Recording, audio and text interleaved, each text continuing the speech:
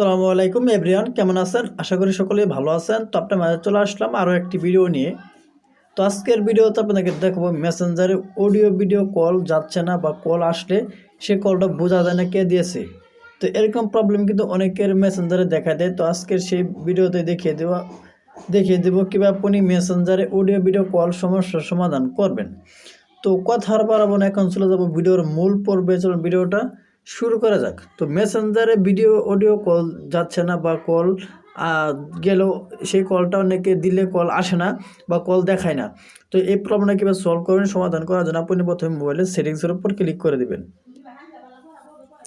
সেটিংসের উপর ক্লিক করার পর এরকম একটি ইন্টারফেস শুরু করতে একটু নিচের দিকে স্ক্রল ডাউন করবেন। করার পর এখানে আপনি দেখতে পাচ্ছেন অ্যাপস লেখা আছে।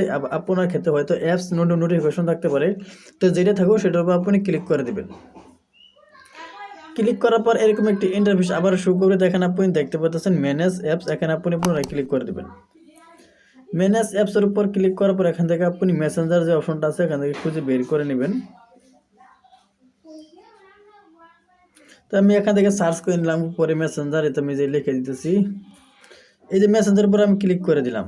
ক্লিক করার পর এরকম একটি ইন্টারফেস শুরু করে দেখেন, আপনি দেখতে পাচ্ছেন স্টোরিজ, এখানে ক্লিক করে দিবেন।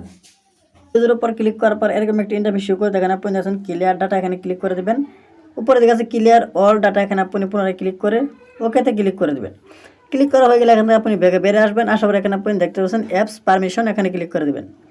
অ্যাপস পারমিশনের উপর ক্লিক করার পর এখানে আপনি দেখতে পাচ্ছেন টেলিফোন লেখা আছে নিচের টাইটে, আপনি অ্যালাউ করা না থাকে এরকমভাবে আপনি অ্যালাউ করে দিবেন।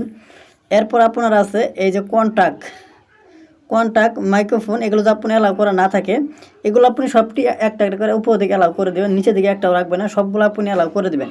অ্যালাউ করার না থাকার কারণে কিন্তু আমাদের অনেক সময় দেখা যায় কল দিলে আসে না বা কল যায় না।